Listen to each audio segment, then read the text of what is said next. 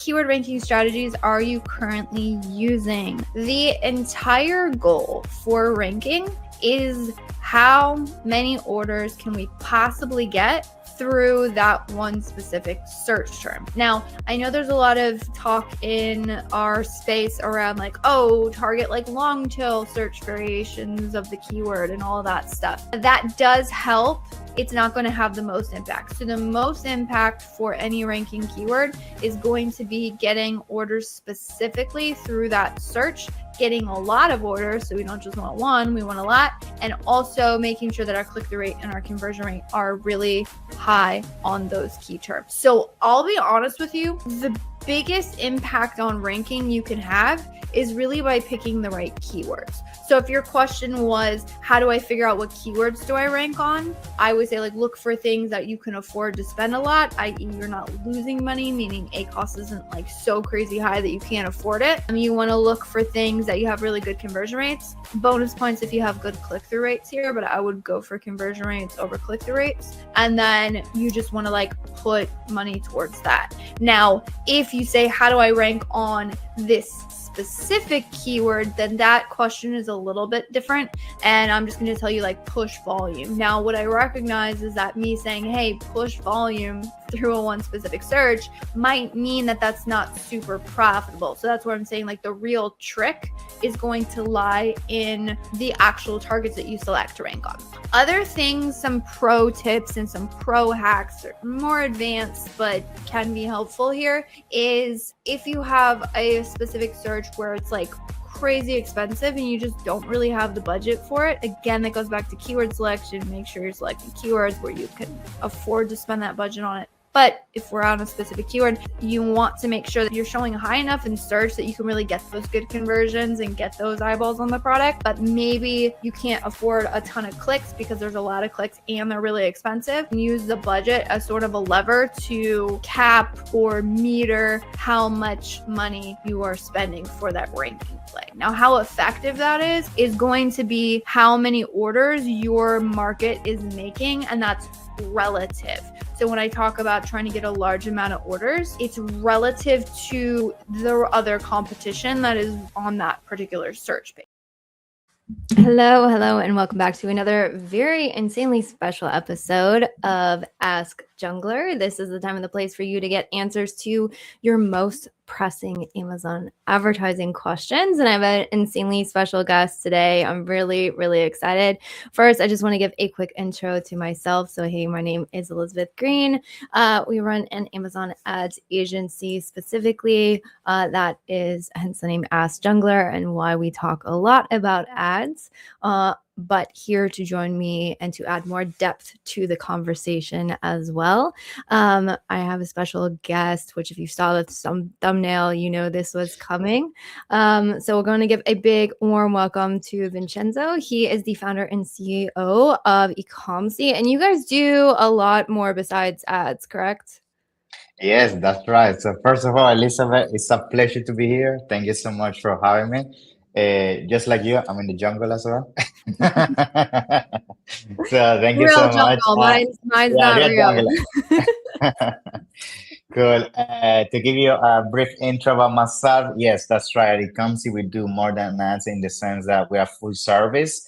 So we do not only PPC, we also do DSP, we do brand creative, international expansion. We focus also on secondary marketplaces such as Amazon, Walmart, TikTok, so even Alibaba if you're looking to do B2B. So we have a pretty good understanding of the space. We've been in the space for over 8 years right now. We have over 1,000 brands, so a lot of experience, and hopefully on today's live I can share some of that wisdom and add value to you guys. So thank you for having me. Awesome. Yeah, no, I always appreciate our conversations, and I know you're all over traveling a lot, and again bring a lot more depth to the conversation. So you already have some people listening in. So hi to you as well. Welcome. So if this is your first time joining in, the format for this is you can drop whatever questions you want in the chat. Vincenzo comes again, you can see, with a wide breadth of knowledge outside of just advertising. So today we might expand it a little bit if anyone has any like questions that go beyond just Amazon advertising. And then we will get into it. So our goal here is to give you like real insights from people who are, you know, actually in the space, actively working, because things that used to work 3-4 years ago, even last year, don't always work as well as we would hope sometimes, and it's an ever changing. We were just chatting ahead of this, like, oh my gosh, how many changes, how many things, you know, you see online, everybody's all rose-colored glasses and putting our best face on, but some of us in the trenches, or seeing the behind the scenes of all of the stuff that, you know, sellers are asking or we're figuring out ourselves. So really excited to this, you know, again, so drop questions in the chat. By the way, a lot of times we get last minute questions. So yes, you have a last minute question, it is a first come first serve. don't be shy. There's no such a thing as a dumb question. I know sometimes people is shy because they don't want to be the person that asks, what is PPC? Sometimes, you know, you have questions like that, but it's fine. If you're getting started, if you want some guidance, there's no such a thing as, you know, a small question. So feel free to drop them below, and I'm more than happy to dive deep, you know. I agree. Here's a question that came in. So we try and also preload questions from like our audience as well. We're able to do that. And so there's some really detailed ones here. So one of the ones, and we were just talking with this seller just this last week, and this is a very common thing. So the question is like a lot of times our total A cost looks fine, but that's because we have a bestseller. Let's be honest. If you have like one bestseller, it is so easy for that to like mask underperformance across the catalog. So the question is like, how do you go about like going through and digging through the rest of the catalog? That's a good one. I think when you have the product that is the one driving the most amount of traffic and performance to your account, and you don't manage to achieve that with your other products, the first thing you have to figure out is why that's the case. Maybe you're having a conversion issues on those products, or maybe you don't have enough reviews, or you know the offer overall of your product is not competitive enough. So first identifying potentially high level what could be the cause. But then if you encounter yourself that the reason why that's happening is because on the keywords for those secondary products, you just not able to make economically efficiently because your CPC is so much.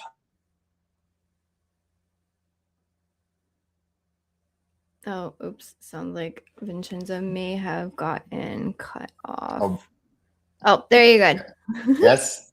Yes, you were talking about high CPCs. Yes, high CPC, and then of course that's not causing you to convert on the main keywords for your secondary products. What we do is piggyback out of the success of our main product, and the way that we do that is essentially different methodologies. One of them is, you know, you can target your main seller with your secondary products using sponsored product as in targeting campaign. You can use sponsored display campaigns to show the secondary products under the bullet points, under the buy box, under your main seller. You could even do things such as, for example, with Amazon Marketing Cloud, let's say you have all this knowledge base of people that has consistently bought from your best seller, the one that's profitable. You can create audiences, and essentially you can use that audience to filter down when you're targeting your main keywords on the secondary products where you are not as efficient. So essentially now you put a big filter in, and rather than going for the masses, you only go for potentially the same kind of avatar that's already buying your main product, that most likely is willing to buy a second or third or fourth product. So those are some of the strategies I would recommend. Yeah. Yeah, basically it sounds like testing a lot of things just to figure out where those products can convert. Because that's what I find a lot of times. It's like sometimes sellers will just like throw up one or two campaigns, be like, oh, oh, those don't work. Okay, so ads for this product doesn't work. And that's what I find. I don't know if you feel the same way. Like whenever there is a product where it's like, okay, so we also have best practices, right? And you start with that, but sometimes it's like you can't get something moving with best practices, and that's where like creative strategists like you and your team really come in. It's like, all right, now we got to go outside the box. We gotta figure out pull all the tips and tricks out that we can think of. Yes, I think another thing that works for us as well is like, let's say you have a main product that's selling the most, and then the other products could be work side by side as accessories or Hmm. like an upsell.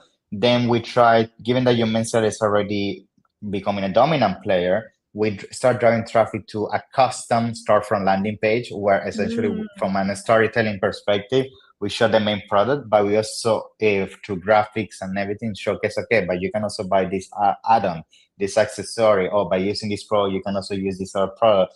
And in that page, given that they don't have any comparison with the competition, it's very easy for you to upsell beyond the main reason why they click on the ad, which is the main seller that is driving conversion anywhere, right?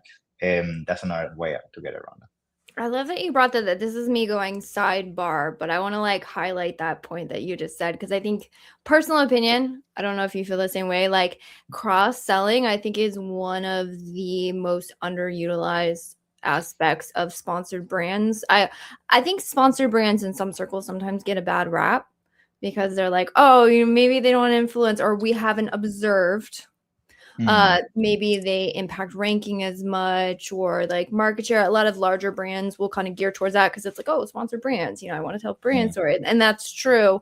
But when really digging into the data, some sellers are like, this doesn't really make sense. But like cross sells and upsells and like showcasing your entire catalog and really having a robust like brand ad strategy because outside like I would love to hear your take of this outside of advertising, there's not a really good way to get a lot of traffic to a brand store.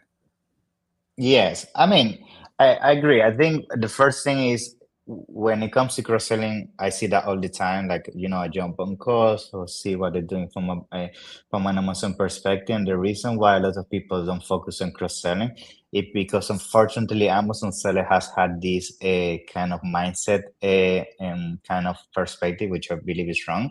That's only focused on bottom of the funnel. They only focus on Mhm. conversion, conversion, conversion. That's why they are so addicted to sponsor product Mhm. campaigns because they only focus on, okay, I want to make sales now, but beyond that, are you actually building a brand? Are you increasing your market share control? Are you making sure people know that beyond the water bottle you also can sell, or appliances that can go with a water bottle, for example? Like, you Mhm. need to create a brand, otherwise you're only going to be an Amazon seller selling a SKU, right? So that's the first thing you have to understand, and that's why people, when they do sponsor brands, they start creating this bad reputation for Amazon brands because they do Amazon brands with the goal of having a high ROAS, a low tackles, and that's my only measurement for success, which actually that's not what Amazon brand is for. It's for you to build a brand and to build a presence and dominance on the niche. And when it comes to driving traffic to your storefront, yes, I mean, of course, PPC is the main source, but another way for us to drive a lot of traffic to our storefronts is, for example, when we do external traffic.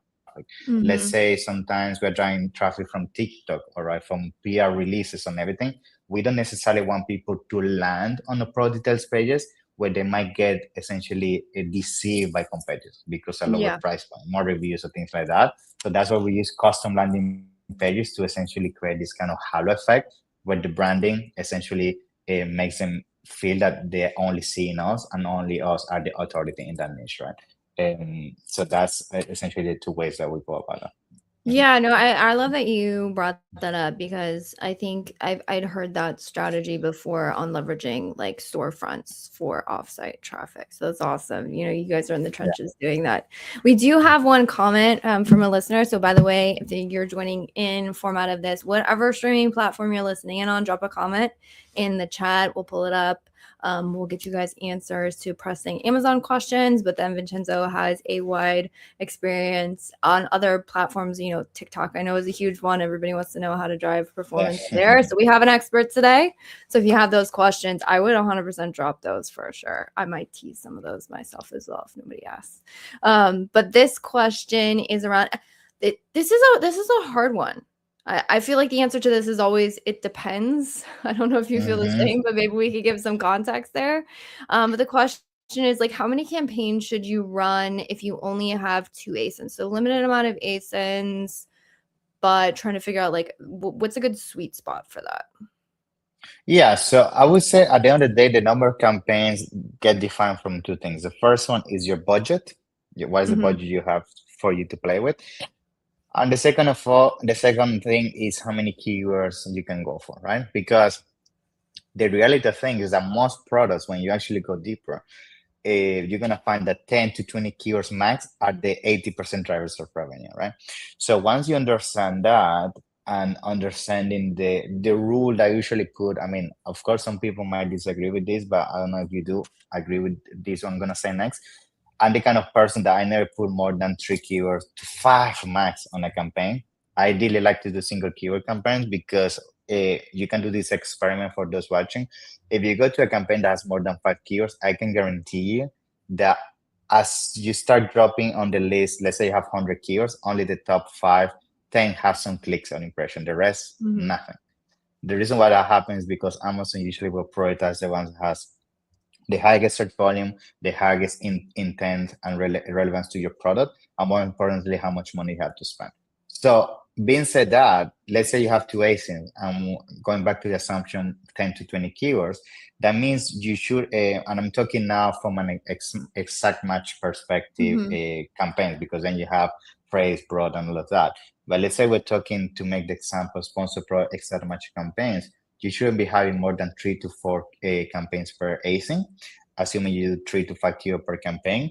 And when it comes to budget, the other thing is you also have to understand that if your budget is only, let's say, $10 per day, then of course, this kind of thing I just explained, then it becomes a bit irrelevant, because $10 amongst 4 campaigns is not really enough budget.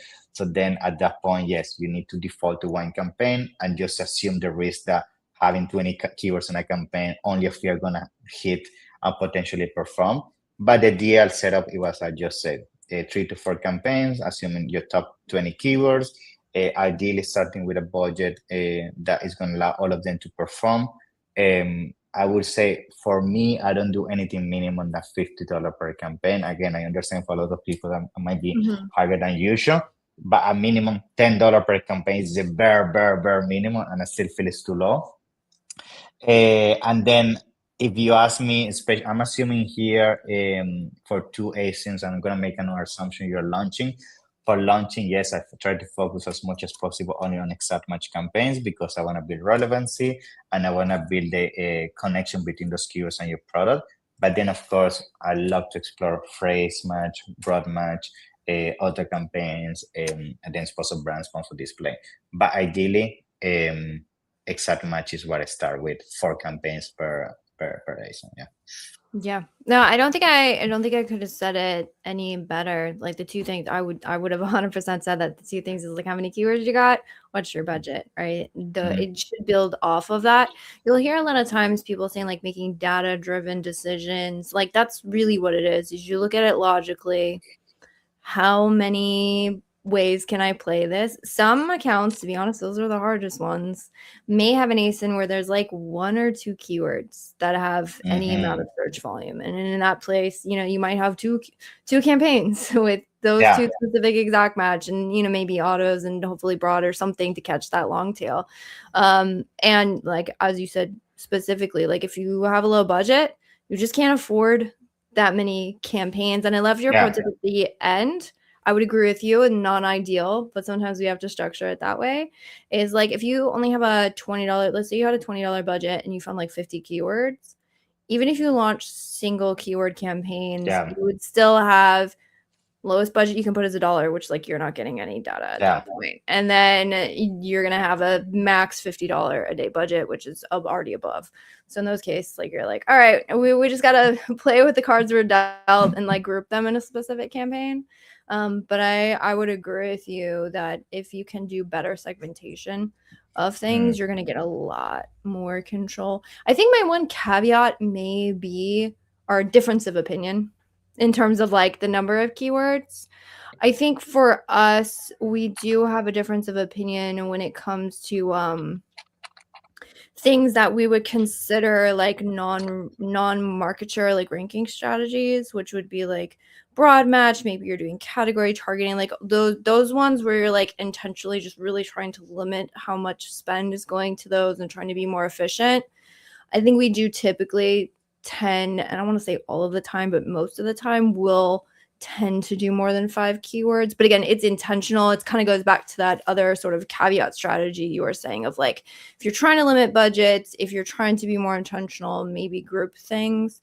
And so for us, I think that that's also how we do. But I would 100%, like if you're doing ranking, if you have a ranking high volume keyword, like single keyword campaigns all the way, you will have so much more control and you'll be kicking yourself if you get like a month down the line and you've like grouped everything in like a 50 keyword and then you're like, oh my gosh, I want to put more budget towards this, and then you just can't, and then you're like, you're kind of screwed. So Agree. I think something I want to add to that is it all comes down to you understand that each campaign is going to have a different objective. That's another mistake. Absolutely. Like people create campaigns without understanding, is this going to be for ranking? Is this going to be for defense? Is this going to be for capturing long tail and low hanging fruit that wouldn't find otherwise without phrase, broad, and auto? So you need to, and by the way, you need to make sure this is within the naming of the campaigns, because another thing is the reason why a lot of people run unprofitable PPC is not only the structure, it's also that on top of that, they are not organized in terms of what campaign is doing what. And then every single time you jump on your own PPC console, you the first 2 hours is for you to figure out what you're doing in the first place, because it's so messy. And so all the names are generic, like, yeah, PPC1, PPC2, exacto is like, what does it mean? Like, what are they doing, right? So you need to have a very clean structure first. And the second thing is, yeah, I think the other mistake I see a lot of people doing as well is going back to the segmentation, is that you have to also understand that Amazon only will prioritize keywords based on the search volume, which is very important. Like, high search volume, low search volume. You don't want to have a 10,000 search volume keyword with 500 search volume. That 500 is never going to see the light. The second thing is essentially combining multiple targeting types within the same campaign. I don't know what you think about this, but I see a lot of times I jump on the other day. This was mind blowing. A guy was doing like, I think 20 million per year, and he had a campaign where he had 200 keywords, and in that 200 keyword campaign, he had exact phrase and broad in the same campaign. What would you say about that? I hate those campaigns. Or where there's like 27 different like ad groups, and then they all have like multiple. What a mess. I hate it because it's like a lot of times I lovingly refer to them as like Franken campaigns. But the thing that I hate, it was luck. It worked out, and now it's a legacy campaign. The thing that I hate the most about those campaigns, I'll let you know, the thing that just like grinds my gears on them, is a lot of times they're performing really well. That's the thing. You're looking out, you're like, bro, I would never set this up ever in a million years. And yet at the same time, like, it's kind of crushing it. But the problem with those campaigns is that you can't, like, I'm not saying you can't. I would say personally, I don't know if you agree. It's dangerous to scale them, is what I found. Yeah, so usually what we do about that as an advice, I agree. Like sometimes, like how this is working, but sometimes it's a campaign that's been running since 2015. Most of the time they're OG, up for years, just been going. Yeah. So what we do about that is very simple. Whatever is working, we don't touch it. It could be enough phrase abroad and everything. The rest, all turn off. That's it. Because what we do is, on those Frankenstein campaign, which I like the name, you're gonna find a lot of keywords and targeting that you never manage to scale because they're always being shadowed by these random target and keywords that they somehow randomly became very efficient for you. So now what you have to do is keep what is working, but whatever is not working, you should give them a second chance into new set of campaign. I like that. I think one of my favorite things, I get why it's not available via APIs or like reports, because it's a lot of data, but like lifetime view inside of accounts, that's what we do religiously. Whenever we onboard an account, we go through the entire thing looking at lifetime view, and it's like, what is everything that's just never worked? Just get rid of it. We don't. If it didn't work for 2 years, if it didn't work for 3 years, why is it gonna work now? Yeah, it is crazy how much waste you find sometimes. Like, it's like, by the way, go do that in your account. Look at lifetime. Be like, oh my gosh, this thing got like 120 clicks and it's never converted. Why? Because like sometimes you'll get like 3 clicks here, 2 clicks here. So if you're looking at a 30-day snapshot, even if you're looking at 90 days, it's not much. It's not much. And then you look at lifetime, you're like, oh my gosh, this is horrible. What are we doing? $1,000 on a random keyword. Yes. Absolutely. We are getting more questions, which I appreciate. So again, if anyone has any questions, feel free to drop them in the chat. There's a clarifying one on this. So the question is, what is your opinion about single keyword strategy versus more relevant keywords? Although I might ask a follow-up on what single keywords, we might have to infer what we think this question is a little bit, because I'm not sure if we're talking about single keyword campaigns or if we're talking about like single keyword, like broader phrase match to discover. I'm not sure. What is your take on like what this question is referring to? So I think maybe what here has been referring, then if this is not the case, please let us know in the comments, is what is the difference between using one keyword at the time of a campaign compared to having one campaign that has my top 10 relevant keywords. I guess That's what probably what we're talking about, because we've been talking about structure. I think that's a good take. Yeah. So I guess my take is very simple. If you're going for ranking, single keyword campaign is a must. And the reason is very simple. You don't have control of placement if you have more than one keyword on a campaign. Why? Because unfortunately, the placement optimizer happens at the campaign level. It doesn't happen at the ad group level. So let's say you have 5 keywords in a campaign, and only one of them is driving performance for what we call essentially top of search. But then you go on your placement optimizer and you say, oh, my top of search is performing very well. You start increasing the bid modifier, but that bid modifier up actually multiply not only the keyword working very well, all the other keywords that are not performing, they're also going to get multiplied. And then you can go from having a very profitable campaign to be unprofitable. So that's why if you are looking for organic ranking and non-organic ranking profitability, single keyword campaigns is a must. And especially now, even with Amazon Marketing Cloud, if you're looking to use audiences, you sometimes want to use an audience on one keyword, and you don't want to use it on another keyword, but you cannot do that with more than one keyword in one campaign. Yeah. No, I think that's I 100% agree with that. And I'll add an additional thing when we talk about control. Placements are a huge one. Budgets being another one. Like if you say like, oh, wow, there's, I have a ranking keyword that's driving sales at like 25% ACoS, and then the other one's like at 50. You're like, all right, I want more budget there. But budget is also set at the campaign level as well. Exactly. Yeah.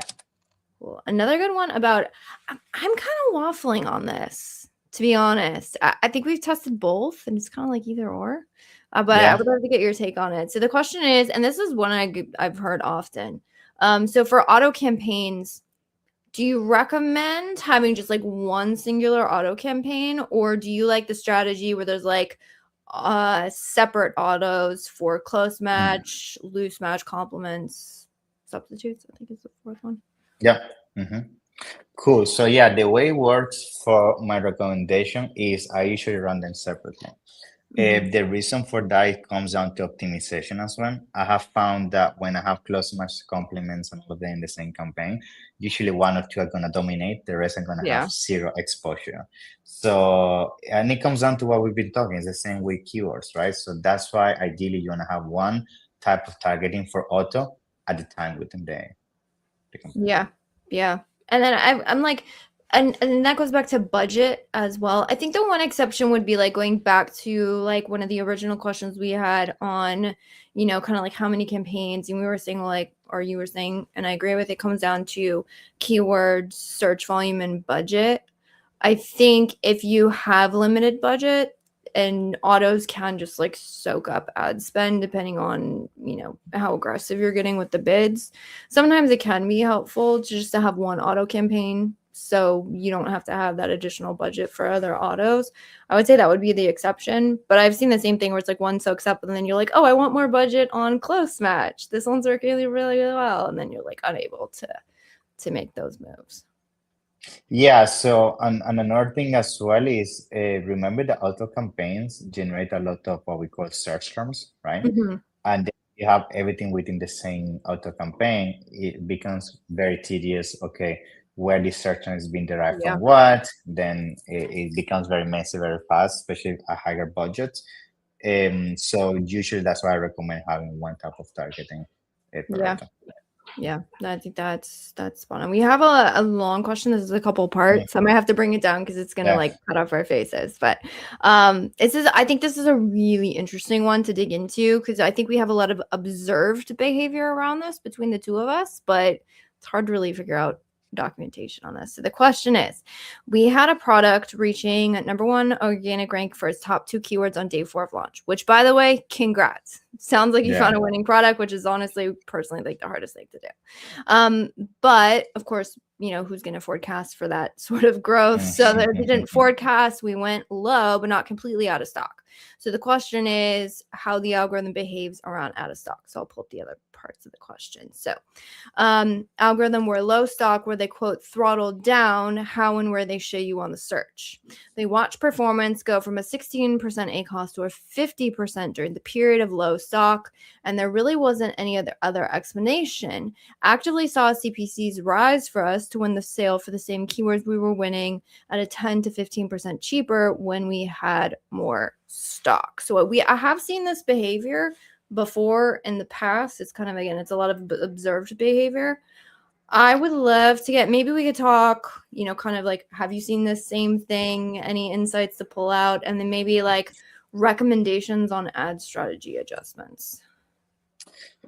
So this is where we go into kind of controversy in the Amazon space. Some people believe in what I'm going to say next. Some people don't believe. I do believe because I've seen this happening many times, and it will make sense why this happened.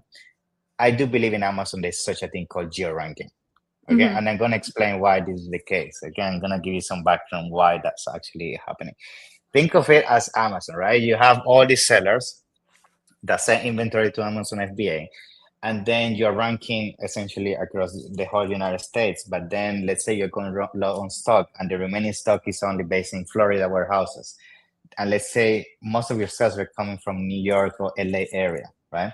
And then your stock on those warehouses went out of stock. Now you still have low stocks, but it's not anymore in New York and LA area. It's actually in Florida.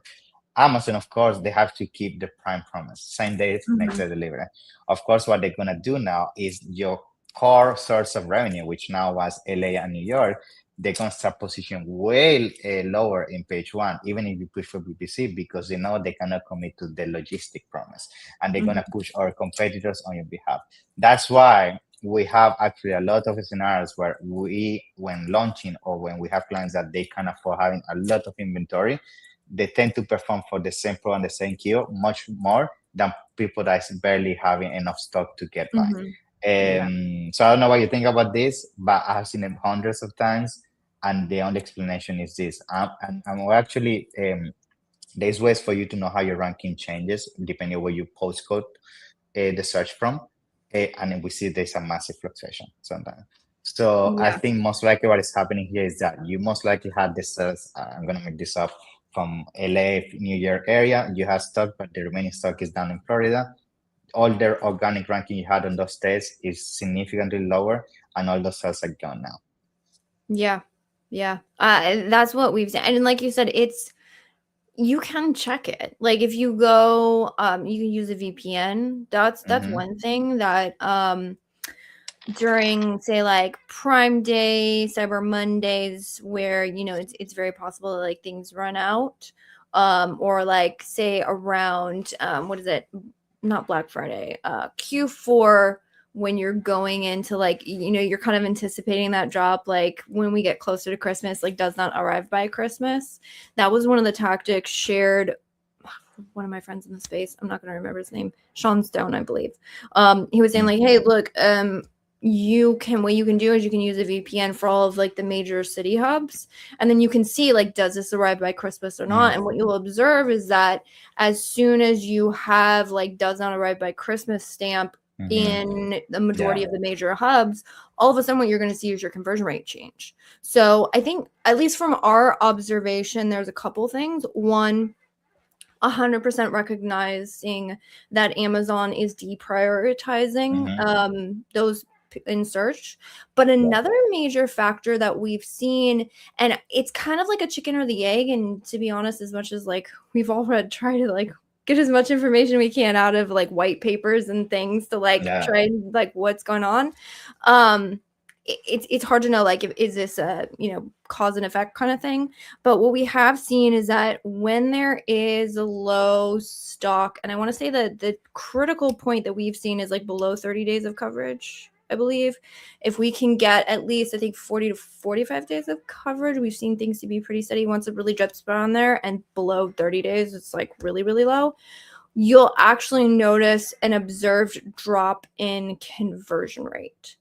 So again, it could be chicken. It could be that the search pages are taking a look at order velocity and conversion rate, and then there's a decrease there. Or it could be that I'm assuming there should be some factoring in that Amazon's algorithm is insanely smart. But either Yeah. way, even if it wasn't intentionally deprioritizing it because of, ship times, what you'll also see is that, like, if I'm going on and purchasing something and I can get it tomorrow versus a week from now, I'm going to choose the one I can get tomorrow. Like, unless your product is so amazing and I'm willing to wait the week, we're lazy, right? We want everything now. Yeah. It's instant gratification. So I think it's that, which, going back to the ACOS changes, there Mm-hmm. is some influence. What we have observed, if you have a really strong product, you will get favored in CPCs. Now, to the degree in which that happens is quite a black box. Again, observed behavior. But the other thing might be not just factoring in, again, what Amazon's ad algorithm is doing on the back end. If you have drops in conversion rate, that will affect your CPCs. So it's not bad effect. So Yeah. it's, again, which one comes first? Is Amazon pre-doing it? Is it an impact? I don't think any of us will know, but Yeah, it's a snowball effect in the sense. I mean, even you mentioned CPCs, the person increase, and that to some extent even prove our point further, because Amazon say, okay, I will show you, but pay more so I can cover my logistics burner to get your product on time, right? So I yeah, mean, there's a lot of things you will never know, but I can tell you, thinking from a business perspective, even if I was the owner of Amazon, I would do that, because I wouldn't be able to essentially be the one covering the cost of keeping my prime promise, just because you as my client, you cannot have enough stock in my warehouses, right? yeah, So that's the first thing. And then the conversion is another thing. Once Amazon start essentially showing you less on those areas, that affects conversion affects ranking, then CPC is increasing, and then it's a snowball effect, right? So yeah, 100% having more stock is the best way to essentially yeah. avoid this from happening. Mhm. Which, again, it sounds like you have a great product. So the good Yeah. news is that when you get back in stock, like, you figured out the hardest part, so you should be able to get back on it. Pro tip on that, when it comes to coming back in stock, I think I put a post out, it was like yesterday, a couple days ago, talking about Mm. out of stock. When you come back into stock, I would recommend treating that initial ad strategy phase like you did in launch. Depending on how long you've been out of stock, but it's essentially sort of like a relaunch strategy. But again, it sounds like you had some great performance on the first go around. So definite fingers crossed for you that you're going to have that next go around, which, again, what we find is if the product is very strong, I would love to get your take on this, because it's like sometimes the product comes back into stock and it's like, oh my gosh, nothing worked the way it did before. And then sometimes you turn it back on, it's like, bing, everything's back. What I've found is that I think when it's a very obviously strong product and it's like differentiated in the market and people love it and conversion rates are strong, it tends to almost kind of just pop right back. And then when it's a product that, like, maybe you've gotten it to a point through like blood, sweat, and tears because it's kind of an OG, or you have like history on campaigns, and those are kind of like propping up a product that may or may not be as differentiated anymore, those are the ones that tend to, at least, again, observe behavior, where you put it back on and you're like, why aren't we ranking where we were before? It's like, well, you kind of got there through like a lot of grunt work. It wasn't due to like an amazing product. Yeah, I know. So I think is I understand the inventory side of thing is tough because it requires a lot of Yeah. cash flow here and there. But that's why I'm sure you hear it not only here, everywhere, like stock going out of stock is one of the main kind of killers. And I think going out of stock is not really the issue. It's what we just described. You attribute some negative conversion because of the situation you're going through. And then when you launch again, you don't starting from the peak, you're starting from the last seen performance, which was lower than where you Mhm. were when you were out of stock, right? So yeah. Yeah. Absolutely. Some observation from Cosmo. He was saying Amazon started running extra product advertisements, like you can get this product quicker in the UK. I'm trying to remember if I've seen something like that. I know I've seen highlighted performance, and this can happen even if you don't have them well distributed. So again, yeah, if you have a specific location where you have a lot of stock, like some hubs will get like same day shipping within hours. Like there's some hubs where if you're in a large city, it's crazy. We have a warehouse nearby. I'm not so blessed, so most times I'm getting 2 day shipping, but it just depends on where you are. And you're saying, yeah, only way around it is to send more stock and have it well distributed, which again, we're not saying that's easy. Cash flow, Yeah.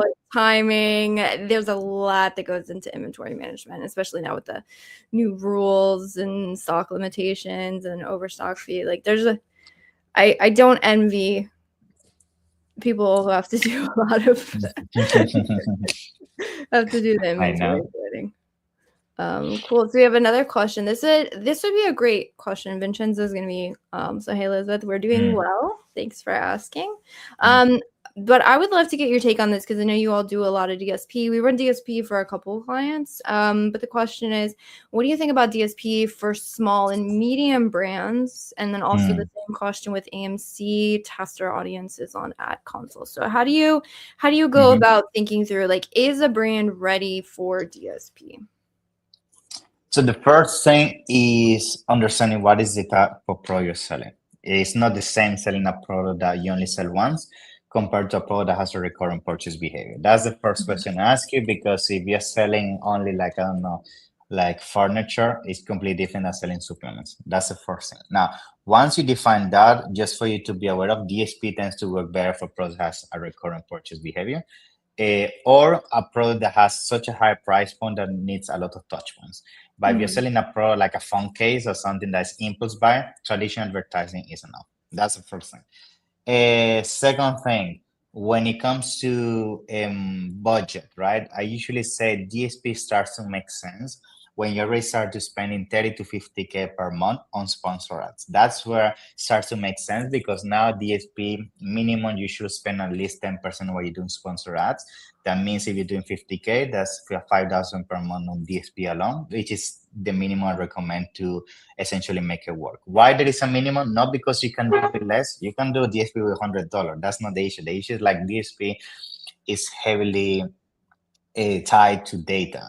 If you don't have data, at that point you're just playing roulette. It's very random. You don't have any kind of patterns to recognize and create a strategy out of it. So you need enough essential engagement to make a sense out of what is happening. Third thing, when it comes to DSP at the end of the day, the best time to bring into the equation is when you start to realize that with traditional sponsor ads, you're not really maximizing your exposure to new to brands.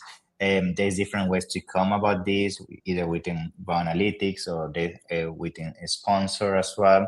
Not all the campaigns will give you this metric though, but you can essentially start to extrapolate that from the KPIs and comparing your benchmark against the competition. But once you start feeling that sponsor is, 70-80% there in terms of efficiency, that's where DSP is a good kind of addition to the mix, because DSP essentially brings exposure to placements and locations where sponsor ads will never get you, especially off Mhm. Amazon. DSP, by the way, also works in Amazon as well, so don't think it's only off Amazon. There's special placement within Amazon. The DSP also works, but the main focus is off Amazon. Now, why do I say this? Is because same what I was saying, that sponsor ads, once it start to reach a saturation of new to brand metrics, the way you really measure success for DSP is new to brand. Whoever Mhm. tells you DSP is for retargeting, they are just doing the lazy work and the low hanging fruit. If you really want to focus on retargeting, just stay with sponsor display. Like literally what sponsor display does in terms of retargeting, you can achieve with DSP. DSP is not only built for retargeting, DSP is to really focus on top of the funnel, which top of the funnel is going to bring you new to brand metrics, right? Which is people have never seen your brand or have a touch point with you. So as long as you're increasing your brand metrics and bring people who have never seen your product, you're winning with DSP. Finally, Amazon Marketing Cloud. The good news is there's no minimum that you need. Amazon Marketing Mhm. Cloud, to be honest, I say, even if you just started today, go to your console. You should have Amazon Marketing Cloud should be deployed across all the accounts. Get access to it because in Amazon Marketing Cloud, you don't need minimum spend. Amazon Marketing Cloud is a recorder. Think of it as a recorder. It's just recording everything that you do.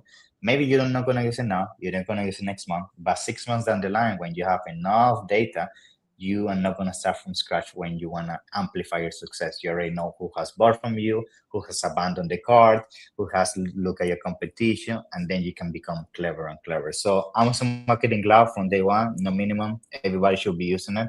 I'm still surprised to see that adaptation is so small. Like I would say, if I need to give you a percentage, only 5 to 10% max of people use it. Out of 100 brands, only 5, 10 brands. That's crazy. So a huge Mhm. loophole you can exploit. And that's it, I guess, in a nutshell. Yeah. Yeah, no, I think that was explained beautifully. And we do have some other questions. I want to prioritize those ones. Yeah. I may get back to that question because I might like to explore the differences between like DSP strategy versus sponsored ads, because at least in my experience and when talking with our DSP team, it's like the it's almost like the frame of mind you need to be in for those two platforms is like night and day. I found that Mhm. someone who's like steeped in DSP theory probably may not do as well in sponsored ads because they're not as like conversion focused. But Mhm. somebody who is like coming in and like I'm gonna run a sponsored product mindset with DSP, like you said, you're just gonna like stick to retargeting, and then at that point, you're not growing your brand, and you're not gonna do anything anyways. So, but That's I want correct. to this question. This is a solid question. And I love the specifics of it. So the question is like, if you have a heavy, bulky product like a bed or a Mm. mattress, do you approach ad strategy with like this same strategy, or since it has a higher prices and it's going to affect, all the other metrics, how do you go about thinking through strategy? Yeah, so I mean, I would say like bulky products, right? I think the benefit that you encounter is that you have bigger margins usually. Mhm. Okay, so you have more margin to play with. So now, of course, what you're gonna encounter is usually when it comes to high price points items, you have to have more touch points, right? So it's not Mhm. like I'm gonna buy $300 product, add to cart or buy now. No, I'm gonna compare, I'm gonna see other people, other Yeah. brands, features. So that's where strategies that go beyond sponsor. As for example, DSP, if you're already doing big spend with bulk, adding DSP here is perfect because what's gonna happen? Let's say you're selling, we have a client, like let's say you're selling fridges, right? And then the fridge is like almost $1,000. Like, of course, you're gonna compare other things, or even if you sell a TV, right? So what we do now is we target you with sponsor ads. We bring you to our details pages. Now we already capture you as an ID. We know who you are, and then with DSP, we follow you around. We follow you off Amazon. We follow you if you're looking at a newspaper, if you're going on Twitch, if you're going to different locations. And I can tell you, most competitors most likely are not doing that. And what is going to happen? They're going to see your fridge 10 times compared to the other Mhm. Chinese fridges that they only see one time. Even if the price is lower, you have created that reputation. Oh, these guys are everywhere. Therefore, they must be the best fridge Mhm. in the niche, right? So that's how you play with these things. And the thing is, of course, you have to build all that within the margin. But again, usually high price point items tend to have a higher margin. And as long as the numbers make sense, what I'm trying to say is you need to make sure your advertising strategy not only focus on conversion, which is sponsored product campaigns, focus beyond touch points that will make sure create enough familiarity to consider your product over the competition. Yeah. That's it. No, I think that's a great point on, kind of thinking more long term and recognizing that. I will add just like a asterisk or sub note to what Vincenzo said in that um, if you have more touch points to conversion, what that's going to reflect on in the numbers is just going to be typically you're going to have a lower conversion rate. Maybe a lower click through rate, but most likely a lower conversion rate. And that is going to affect your A cost because if you think about it, more clicks to be able to generate a sale.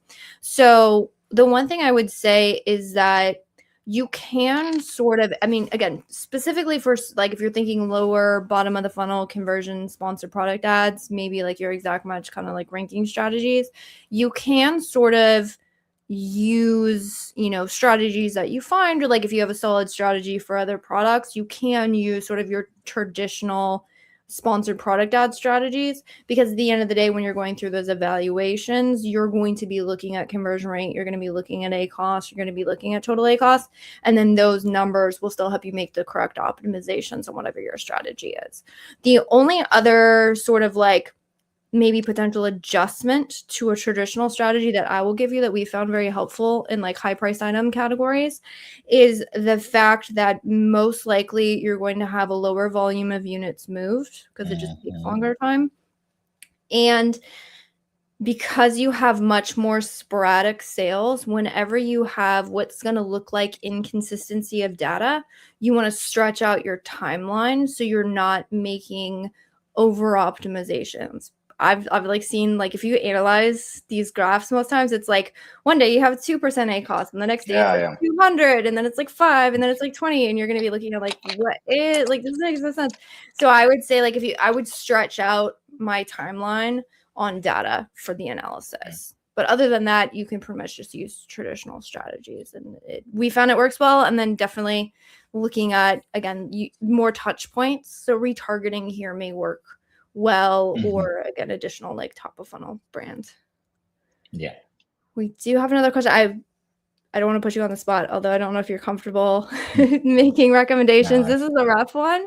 I don't know if I'm comfortable making any recommendations, but in your experience, or if you're willing to share it, like maybe just give perspective on it more. When it comes to launching a product, because this is a rough one, right? Like you need enough set unit so you can test it, but then as we heard before, like going out of stock can create a whole cascading effect even if the product is really good. Like, how many units do you typically recommend, or how many do you see like clients purchasing for like testing out a product? So usually if I'm gonna do a test run, by the way, I do it with 2 listings. That's the first thing. I'm gonna be honest. Like if I know for a fact my goal is to test, I will never do it on the final listing, because that means you know for a fact you're gonna go out of stock. You're not gonna have enough time to test. So then that's the first thing. That means you launch with an ASIN, you get some traction, it says work. Okay, now let me do proper launch with proper branding and everything on our new ASIN and everything from zero. And you're also going to have some data you can leverage now for your initial PPC. That's the first thing. The second thing is when it comes to number of units, usually brand analytics will give you that answer. You have a look at what your top competitors are doing. Then you try to figure out what competitors within your perspective are doing. What I mean perspective, you cannot compare the volume that the top guy is doing compared to a person that just launching. So try to find within the last month what are the newest sellers on the niche with 1 to 50 reviews, how much revenue they're doing, and try to tailor that to what you need. If you're doing 50 units per month, then you should have more than 70 units to have a threshold, right, for example. And then you test it. If it works, then you do it properly with enough inventory to never go out of stock on a second ASIN. So that's, I guess, my recommendation. No, I think that's great tips. Another good resource for like trying to figure out these things, Data Dive is a fantastic resource for looking at the competitors. But as Vincenzo said, don't just look at the bestseller. You want to look at a span for the whole market. I've seen that before. Like, oh man, the top. How many times have you done an audit where someone's like, the top seller is moving like XYZ thousands of units a month, and then you go look at it and you're like, yeah, that's because like half their traffic is branded traffic. So they obviously have a brand. So that's where their traffic is going from. Like, you definitely want to take a look at everyone in the market, not just the top ones, to get a lay of the land. But that just goes into like good product selection, honestly. Exactly. Yeah. Awesome. Well, we do have a couple minutes left.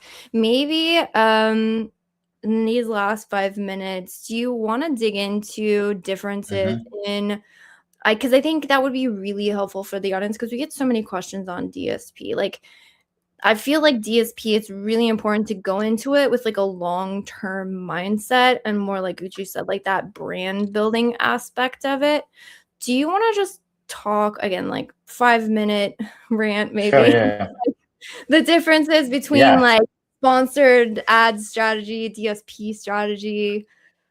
yeah, of course, of course. So I think that the question comes because the reality, nobody, I mean, nobody know, but most people don't have access to a DSP dashboard. Hmm. So Yeah. how will you compare what one thing does if you don't even know how it looks like, right?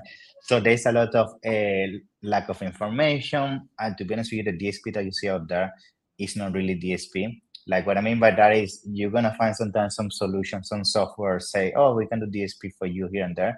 Most of the time, those are copy paste copy paste templates. They just do the low hanging fruit, retargeting, abandoned carts here and there. But that's again only the iceberg, the tip of the iceberg. What DSP is about. If Hmm. you really want to do DSP, you need to have direct access to the console. It's the only way to really do it because there's so many functionalities that DSP don't allow you to do through API. You need to Hmm. have access to the console. Now, how you get access to the console to give more introduction? You either have to have your own seat, which as of now, you have to commit anywhere from 50K to 100K per month on spend on DSP. So if you don't spend at least that, Amazon's not going to give you a seat. Or the second thing is you could try to get to a provider, in this case, another software, like for example, Papi or something like that could open it on your behalf. But again, you also have to commit certain spend. So in reality, for most sellers, you have to do either to an agency that has a seat because you wouldn't necessarily have a possibility to open your own safe, right? Hmm. In our case, if, for example, it comes to we have direct seat with Amazon. That means we don't deal with anybody in between. We deal directly with Amazon, and we have the full access to a dashboard. Now, why that's different than traditional advertising?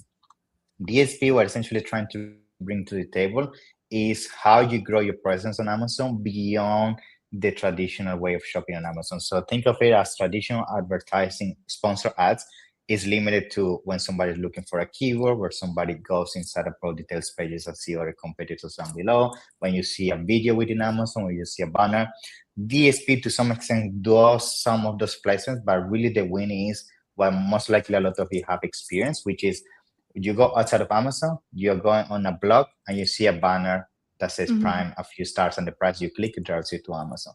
Or on your email, some emails such as Outlook, for example, or email providers allow Amazon to show placements there within other third-party solutions, even Twitch, Prime TV, the hundreds and hundreds of places these ads show.